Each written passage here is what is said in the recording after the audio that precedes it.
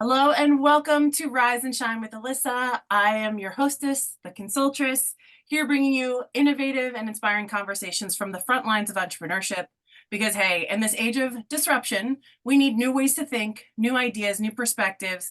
And I have the pleasure and the privilege of bringing some of my most trusted advisory relationships and awesome strategic partners to the table here to have a conversation. So, without further ado, Brian Fine, welcome to Rise and Shine. Good morning. Great to be here. Thanks for having me. Amazing. You and I met about 2 years ago. I got introduced to some folks in Pittsburgh as I was making my way to invest and live in that area of the country. And I want to just say what an awesome ride it has been being alongside of the acerbic, the intellectual, and the sometimes, a little bit edgy Brian. But I am very grateful to have met you. Tell us a little bit about what you do for work and where that cross-sects with, who you're showing up as in this world. So I'm probably best known as a real estate investor. We buy and hold properties, residential assets in Pittsburgh, and I'm the guy that's an owner operator. So I acquire the properties, raise the private capital, oversee the project management, and handle all that. So it leads to quite a bit of networking as well. This is absolutely a team sport. Yeah, and being snarky definitely helps your cause. Um, to me, it's like people do business with people they know, like, and trust. And hey, without some kind of personality, we get bored out here, right? So that was one of the first things that drew me to you is like you were super smart, you knew your stuff, and like you could hang in a conversation, pull punches, and tell jokes, and that was really what gave me like, oh, maybe I do want to do business with this fella. And what exactly are you up to? So today, in today's day and age, everybody here knows I personally love real estate as an asset class, as a wealth building strategy, and as a business model. How does that kind of line up? I know we've done business together, so how does that line up for you with who you are and what you're So, passionate about? so it's you said no, like, and trust. That couldn't be more true. At the end of the day, especially when it comes to private capital, I need people to trust that I'm not going to run off to Vegas with their money, and they're not giving me small amounts. Real estate is not a small investment game. So it's very, very important that you come across as being honest and having integrity. And to me, that means lead with who you are. And it doesn't benefit you to try to put on this professional veneer. That doesn't work. Um, I've also found over the years that like I like doing business with people who are very, very honest and very, very upright about who they are. Because a simple example is I like doing business with people who don't mind swearing. Because I would rather not be doing a deal with someone who can't stand if I say shit when shit hits the fan. Right. So it makes it a lot easier if everybody's just honest. And so for the people whose personality jives with that, which is the majority, I find, at least the majority that I deal with, that shows that we're dealing straight with each other right from the get go, and can lay the groundwork for future transactions. So I like being that way. I mean, you also once upon a time said it doesn't serve me in business to be anything but honest, and here's why. Can you please just repeat that for the folks at home? Because you're like, Sure, I don't have to sure. be a good guy. In fact, Yeah. So most people will come to the side of like doing the right thing because it's the right thing to do, right? You want to uh, we want to be honest. We want to be good people. Nobody wants to be a villain. Nobody wants to take advantage of others. I come at it from a bit of an opposite point of view. I say, why not rip off everybody? And I calculate the ROI on that. And very simply, it's because it doesn't work long term. So while there in theory could be a number at which I would rip everybody off, it would be very high and much higher than what I usually deal with. And so it's repeat business that we're after. And nobody's going to do business with you again if you're known for being shady, right? It's not going to work. So you got to be very straightforward. And then the investor community is not large. So if you rip off one, you just screwed up your entire investor pool. That's not going to work. And so the return on investment for being honest, straightforward, dealing with ethics and integrity is far better than the one-time ripoff you can successfully get, assuming you don't do something criminal. So that's it's a different way of looking at it, but it comes to the exact same conclusion.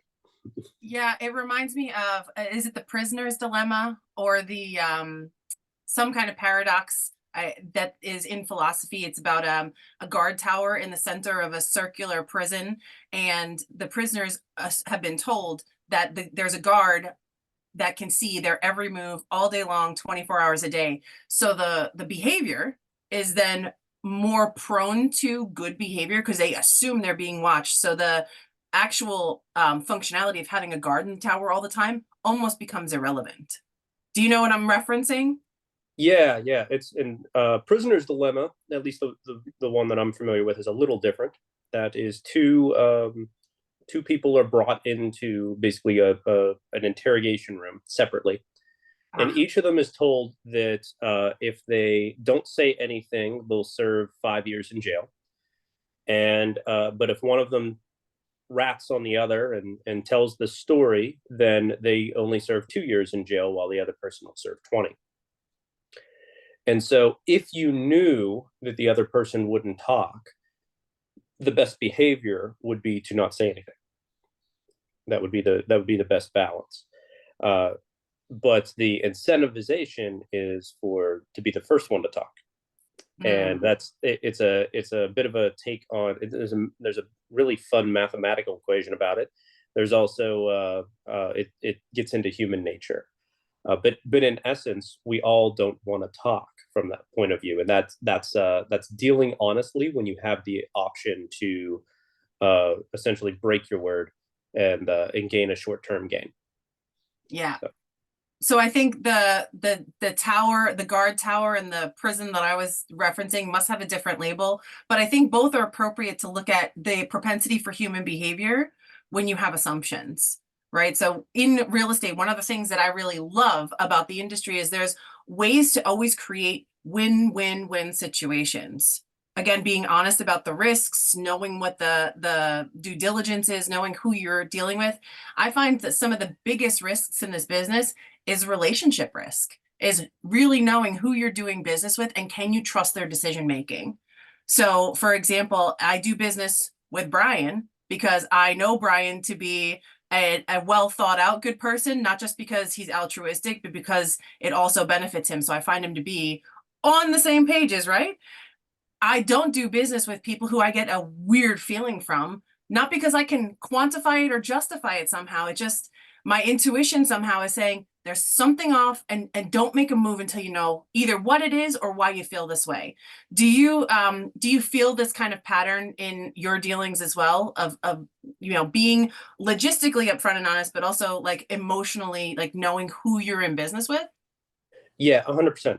100%. So it's using you as an example. I have assets to offer that I won't offer you, and that's just because I have a good enough relationship with you. I know what you want, and if I gave you this thing, it'll look great on paper because it's a good asset. But I'm aware that you're not necessarily set up for success. It's not exactly what you're looking for that type of thing. I won't offer it because while I could make some money doing it, in our ongoing relationship, you would not thank me for that. So I would rather preserve a relationship and keep it going. We do that all day long. So it's about knowing that it's not just the emotional side because while there are emotions involved in this, emotion is a short term thing. I try to think of it like a battery, an energy. You can get mad about something, you can be sad about something, and that'll last a couple days at most if you really, really mean it one way or the other. A closing in real estate takes 60 to 90 days. We surpass all of that. So the short term, high pressure, you got to do it now type thing that is used in smaller ticket transactions, smaller ticket sales. I'm not selling you $1,000 item. It doesn't work. We have weeks, if not months, of due diligence and time. You have so much time to get buyer's remorse. It's not even funny. So it's so it has to work long term. We have to make sure that at every level, every objection you can have to this is handled. And that happens less on an emotional stage. So we look at it long term, and we look at it. What are your goals? What kind of investor are you? That kind of thing. Yeah. So risk reward is the primary metric I use for that. Where do you want to be on the risk reward stage? Yes. And that to your point, getting to know somebody and what their objectives are is just as important as knowing your business and what your value expression is. So bringing your deals to the table, if you get to know your buyer and you know what it is that their long-term, short-term goals are, or how they're set up, you can then make a decision of how to serve them. You know, folks come to me quite often as a business coach and real estate investor. They come to me saying, well, I really just want the mindset piece. And I'm like, that's great. Let's talk about that mindset piece. Why is that important to you? And quite often, the tactical, practical pieces of business that always dovetail into the people side of business, they always come out in the wash. So, why are you in business? Why are you looking to build this legacy? Why are you looking to build a passive income legacy style business to be able to fund your retirement? Like, what, tell me why these things are important. And ultimately, you always get down to the essence of what's important to that person. So the knowing of the person and the getting to know who they are, what they're about is almost as important, if not more so, than knowing, you know, what their tactics are and what their logistical goals are. Because honestly, you know, because I knew that I could trust when I told you what I was after and what my situation was and how I was structuring, how I was going about my future, I now trust that, like, my deal flow is handled in a lot of ways because, hey, Brian knows me. Brian's got deal flow. And when he finds something that's appropriate for me that benefits both of us, he's going to let me know. You know how much pressure that takes off of me as a real estate investor? Knowing that I can trust where my deal flow is coming from, that I don't have to wonder around every turn who's screwing me. Like, that's very important because so many people talk about real estate. And when they do, they're like, oh, I know a guy who invested with his cousin and lost his shirt. Like, that narrative is rampant in this industry. So when you come across conversations like that or people who have had experiences like that, how do you go about addressing that in building a relationship with them? So let me clarify that. So how do I deal with people who've been burned? Uh-huh. Uh, And have you had that experience often, rarely, etc.? so I use a technique we call as ising, which really means I rip the band-aid off of it and expose it to as much light as possible in the conversation. So it might go something like this. You tell me you got ripped off in a deal. I'm like, then why are you still here? What what is still appealing about real estate? You've lost this money. You went through all this heartache and pain. What has you still sitting here today? Why did you come to this networking event? Why are you on this Zoom call? What has you being here? Because at the end of the day, if they're still there, I already know there's something about this. They believe it still works. So why should I convince them it still works? They've already convinced themselves. I'm just going to get them to tell me instead. And then once you're there, it's like, all right, now we can add in the tactical pieces that will add security, remove some of the risk that allowed those things to happen. We might do a bit of a post-mortem on that transaction. What were the things that went wrong with that led to this failure? A thing that I have never seen. There is risk in every investment. Period. There's always a chance you're going to lose money. If there's no risk of you losing money, it's because you have no chance of making any either. It's that simple. So I have not seen someone come to me with a conservative investment where everything was done correctly who lost money. That I've never had that conversation. Doesn't happen. What usually happens is they made a series of choices that were red flags so large that we could see them from other countries, Oh, and over and over and over again. And it never ceases to blow my mind how much they got away with before it blew up. But the risk was usually very, very high. And most of the time, they're aware of these things. You don't lose potentially tens of thousands, hundreds of thousands of dollars without being pretty aware of what's going on. It might be too late to stop it, but you know what happened. So I as is it. Why are you still here? What do you still believe about in this particular investment vehicle? What are your goals now? Did you get wiped out? or did you just lose some of it? So what's the current status, and now how do you want to move forward? And then based on that discussion, I basically treat them like a new investor. You're starting over. Hopefully, you're willing to listen this time. you paid your you paid your investment fee, your education fee on that, and now maybe we can go through this thing in such a way that you do better. So the more common than that, I would say I see people with an unrealistic risk reward profile. They want strong, high, double-digit returns, but they want properties that are in A class, B class neighborhoods. They want to get into these deals with little to no money down. They want all the upside, none of the downside. And that's just not how the market works. Even if a seller or somebody, a broker like me, had any of that, why the hell would I sell it to you? That's already an asset that's performing exceedingly well to me, and you've already said you don't want to pay enough for it. So it's because that would increase your risk, right? So that is something I deal with more often than the people who were burned. Most of the time, the people who were burned, if they're still in the industry, they know what they did, and they just want systems in place to make it less likely it's going to happen. Yeah, risk mitigation is a very big deal. A lot of the folks that I talk to who are interested in becoming real estate investors, they have an unrealistic expectation of what the underlying risk factors are, because it's in that realm of what don't I know that I don't know. And they are very doe-eyed in that, I heard that 15% rate of return with monthly coupon payments and a 6-month turnaround to get my principal back is, standard for deploying my 25, 50,000. And it's that, right? I see, I made you laugh, right? So this is the kind of narrative around investing. I just had a talk not that long ago with folks who are trying to create community and understand and allow people to invest with them. And one of their main fears was, how do I address the people who are used to or have been programmed to think that 10 to 16% is a good investment with low risk, and I'll gladly take their money, and I'm not sure that it's appropriate for them to be lending to me. Like, where is that conversation, in doing due diligence, when you're bringing somebody in as an investor in your business? What are some of those kind of gates they have to pass to be able to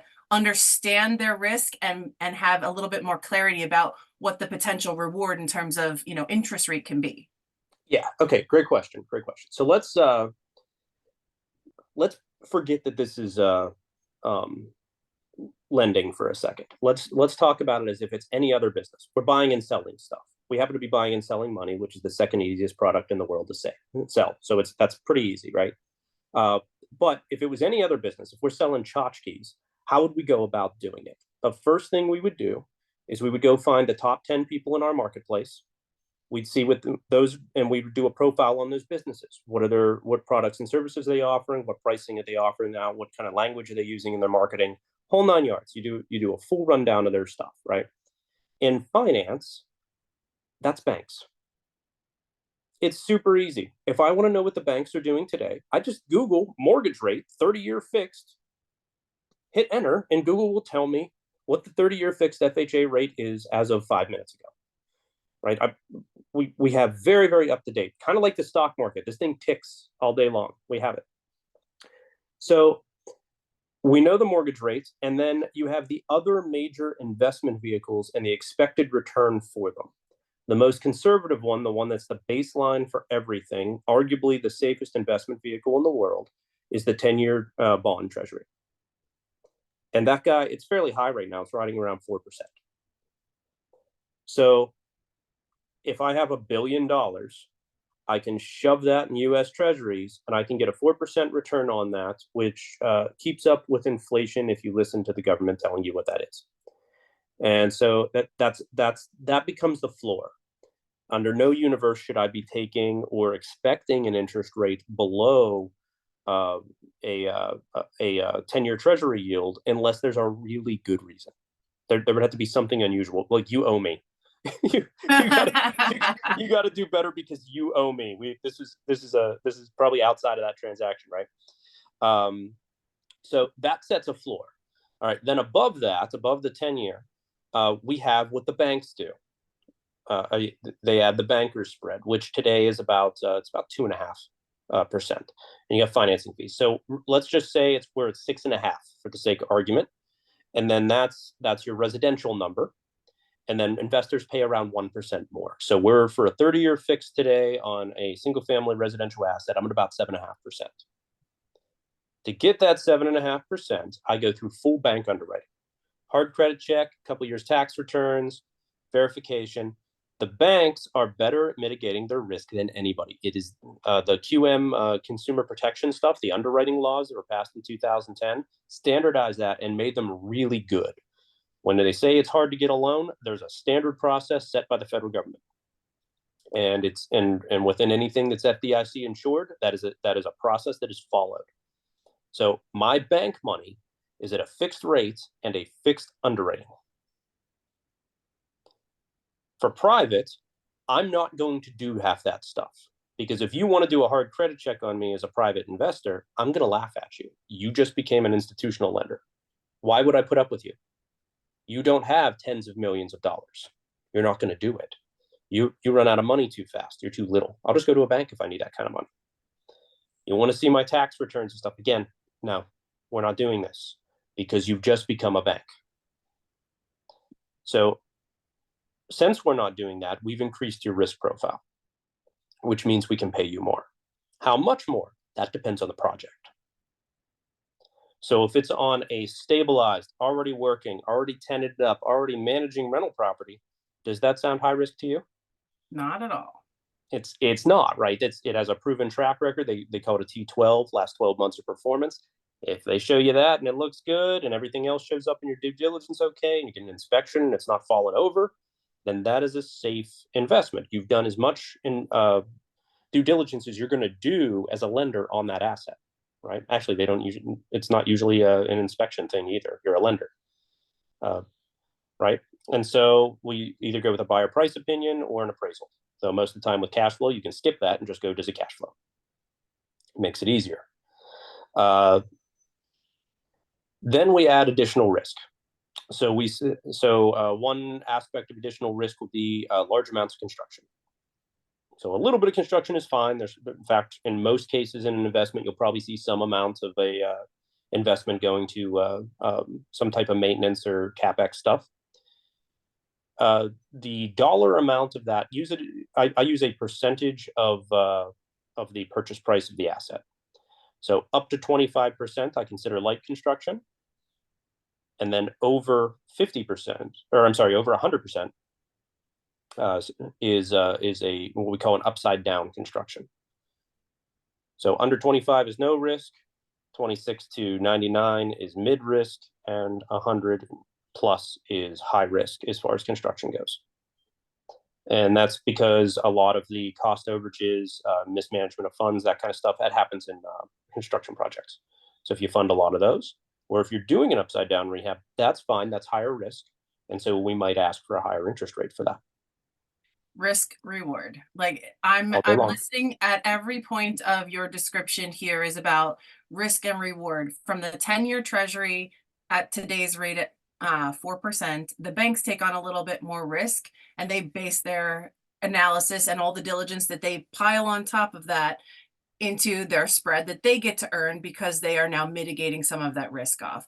And then taking on even more risk is the investor pool, people who are improving value or holding it for a business purpose. So now then we look into private. So I'm watching you stack the risk train that says, okay, at these stages there are more risks to consider. There's more things, more moving parts, more things that could go wrong, that allow you to offer a higher return, because there is more inherent things that can take longer, move the project forward at a slower pace, that could blow up. You could, lose all your money on the deal. So, when I first talk to people that are interested, I first want to understand what their risk tolerance is. How do they think about risk? Where is their mindset?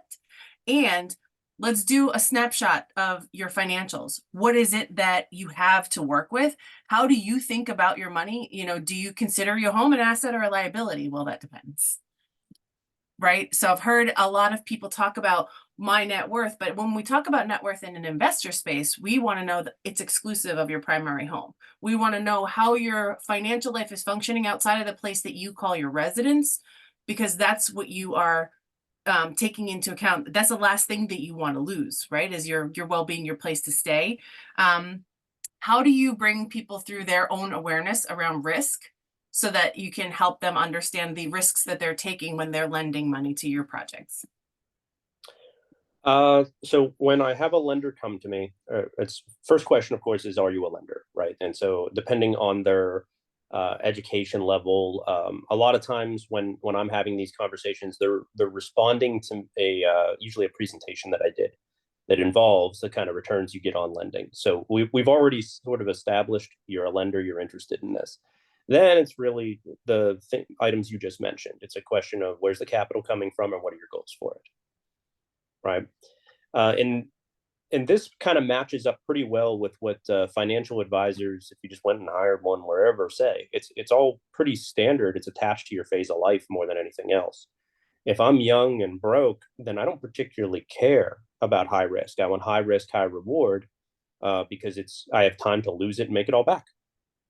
So I would prefer to take on fairly high risk projects. Now, it's not that risk can't be controlled or mitigated, and that's done through networking and education and that sort of thing to understand the systems in place. So they will look for the highest risk investment at the highest return, and they'll get control levers on that as much as possible. And so they'll take those on. Most of the capital I deal with are people in kind of middle age and further along. They've been in their career for some time because the dollar amounts we're looking at are larger. And a lot of times these funds are coming out of retirement accounts. So it's more important to not lose than it is to win. And so they're going to come at it from a form of I want the highest return I can get at the minimum acceptable risk. And so then we talk about what kind of controls they can have to get that return. So it's all about finding that balance to my benefit, or maybe it's just because I'm a sales guy, but that tends to fall right into the notes I'm offering every time.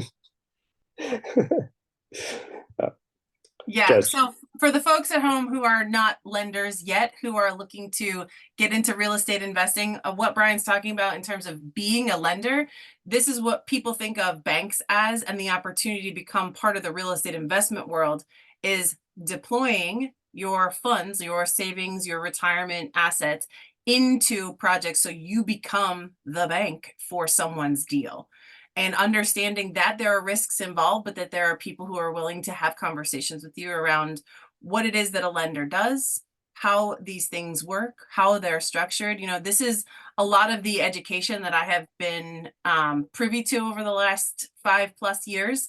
And it's what allowed me to think differently about how money actually provides value and benefit for other people. Like if you dial all the way out to like real estate investor mindset, it is all about how do I make money work for me and how do I work less and be able to harness the power of passive investing, leveraging team, and having real assets that back up the value of my money so that I'm not exposed to the risk of losing it all. Many people come to me when they're like, the stock market and businesses that go out of business, and my security now becomes zero because the business that I invested in or the stock that I invested in now is worth nothing.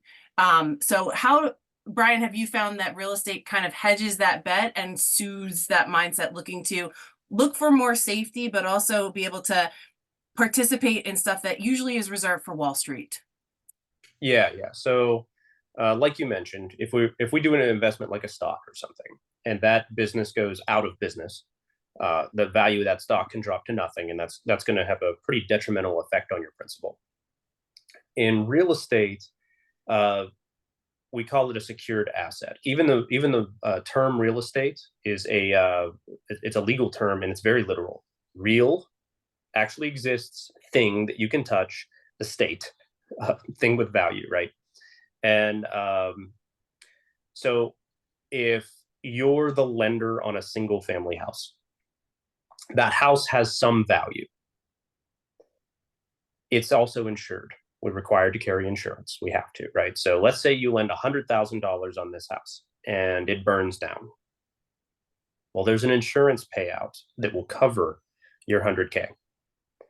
And let's say that somehow let's say in a place that's never had a flood, a mysterious tsunami comes through and knocks the thing over, again, destroys the asset. And insurance is not going to cover that because it wasn't part of the policy. Even then, the lot has value, the land that it's sitting on. And so taking a total loss in real estate is exceedingly difficult. You have to try. Very, very unlikely that we're gonna end up there. I've been doing this for 12 years now. We've been doing it full time. I do a lot of private capital, a couple of million a quarter, and we've never failed to pay back our lenders in full. That's never happened. In our network, I've seen it happen several times. It's not as common as you might think, but it does happen. And when it does, what we'll tend to see is more of a limited payoff. Like we'll get you the principal back, but you didn't get all the interest because the project didn't have it. Sometimes, in a really bad cases, there'll be a limited loss of principal, but it tends to be pretty small, like less than 10% total loss. It's not often that I see somebody actually take a significant loss. That's fairly rare. As long as you follow the basic systems, get things done right, you're not likely to have that problem. I won't say it's impossible, but if we follow the rules, it's not very likely. Yeah, yeah. And knowing how to follow those rules and what they are. Like this is the benefit of having good partners in this business. And not necessarily a business partner inside of your business that owns your entity with you, but this is what I'm talking about when I talk about the framework for business, the tactical, practical pieces and the people side of business. You want to know that the people that you're engaging with and the projects that they're engaging with line up, that the people are good and the projects are good. Essentially, that is, Brian's, villainous mindset that turns him into a good guy because it has a better ROI. Is I'm a good guy because it behooves me both financially and yeah, I get to feel good. I'm altruistic, sure. And the people and the projects that I invest in, I want to make sure give me an even better chance moving forward into my future to be lucrative, to share wins with other people because it gives everybody the benefit to be able to expand together. And so for those of you out there who are on the fence about investing, my number one recommendation is know who you're dealing with, do some education out there around what it is that you really want, because the tactics can change, but it always comes back to who you are and your transparency and the people that you partner with to be able to know that they know their stuff where you have deficit. There's always three main pieces in a real estate deal. There's the deal itself, there is the team that's in place, and then there's the money. So making the trifecta work is the skill set that, Brian has mastered and that I have also kind of harnessed some of the pieces of in my life. Like this is why we connect, because where Brian is strong, I'm like, oh my God, thank God I don't have to go get my freaking PhD. I can rely on brains over there. Brian, sorry, brains, Brian, whatever. Yeah, that works. Yeah, it works. So, Brian, I want to appreciate you and thank you for coming to have a conversation with me here. I'm sure it won't be the last in this forum. How can people find you and get in touch with you if they want to learn more about what you specifically are up to in real estate and in business? Uh, you can just call or text me. It's 412-212-6627. The easiest way. Right on. And so I will put that in the show notes so that you know how to reach out in case you didn't scribble or you didn't rewind. So we have it in a place you can click it. Thank you again for being one of the North Stars in my sky, helping me to make great decisions and being a resource for me where I'm like, I know a lot of stuff, but I want to surround myself with people who know more things than I do and have a deeper bench of resources and information. Yeah, So don't ever be the smartest person in the room. Go get a new room. Yeah. I mean, right back at you, bro. I'm glad you surround yourself with people who are smarter than you too. It benefits Hmm. every one of us out here. So thanks a million. And for those of you watching, please don't forget to like and subscribe. Comment below what your number one takeaway was from this conversation.